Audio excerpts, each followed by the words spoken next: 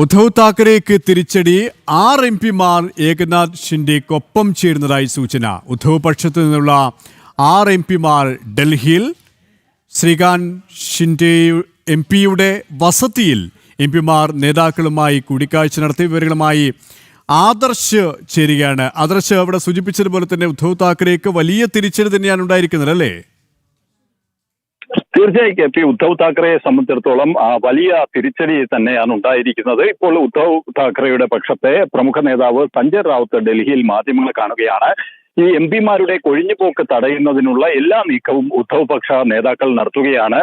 6 എംപിമാരാണ് ഉദ്ധവ് പക്ഷത്തു നിന്ന് മാറി ഷിൻഡെ നയിക്കുന്ന ശിവസേനയ്ക്കൊപ്പം ചേരുന്നതിനുള്ള തീരുമാനമെടുത്ത് അവർ അതിനനുസരിച്ചുള്ള ചർച്ചകളുമായി മുന്നോട്ട് പോവുകയാണ്. ഈ സാഹചര്യത്തിൽ ഉദ്ധവ് പക്ഷ എംപിമാരുമായി നേതാക്കളൊക്കെ ആശയവിനിമയം നടത്തുകയാണ്. പ്രത്യേകിച്ച് ഉദ്ധവ് പക്ഷത്തു നിന്നുള്ള എംപിമാരുടെ ഈ കൊഴിഞ്ഞുപോക്ക് തടയുന്നതിനുള്ള നീക്കം തന്നെയാണ് നടത്തുന്നത്. ഇതിന്റെ ഭാഗമായാണ് സഞ്ജയ് റാവുത്ത് മാധ്യമങ്ങളെ കാണുന്നത്.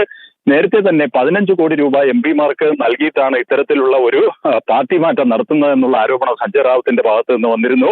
എന്തായാലും നിലവിൽ 6 എംപിമാർ ഏകനാഥ് ഷിൻഡെ നയിക്കുന്ന ശിവസേനയ്ക്കൊപ്പം ചേരുമെന്നുള്ള വിവരങ്ങൾ പുറത്തു വരുമ്പോൾ അതിൽ 2 എംപിമാർ ഉദ്ധവ് പക്ഷത്തേക്ക് തന്നെ ഉറച്ചു നിൽക്കുന്നു എന്നുള്ള ഒരു അവകാശവാദവും ഉദ്ധവ് പക്ഷ ക്യാമ്പിൽ നിന്ന് വരുന്നുണ്ട്. എന്നാൽ ഏകനാഥ് ഷിൻഡെ നയിക്കുന്ന ശിവസേനയാകട്ടെ കൂടുതൽ എംപിമാർ തങ്ങൾക്കൊപ്പം ചേരാൻ സന്നദ്ധരാണ് എന്നുള്ള ഒരു നിലപാടിലാണ് മുന്നോട്ട് പോകുന്നത്. എന്തായാലും ഈ എംപിമാരുടെ ഈ നിലപാട് ഈ ഉദ്ധവ് പക്ഷ എംപിമാർ അവർ ഏകനാഥ് ഷിൻഡെയുടെ ശിവസേനയുടെ ഭാഗമാവുകയും അതിന്റെ ഭാഗമായി അവർ NDA എത്തുകയും ചെയ്യുമ്പോൾ അത് പാർലമെന്റിനുള്ളിൽ NDAക്ക് കൂടുതൽ കരുത്ത് പകരുന്ന ഒരു നിലപാടായി മാറുന്നതിനുള്ള സാധ്യതയാണ് നിലവിൽ കാണാൻ കഴിയുന്നത്. KP യെസ്, ആദർശാണ് ഡൽഹിയിൽ നിന്നും വിശദാംശങ്ങൾ നൽകിയത്.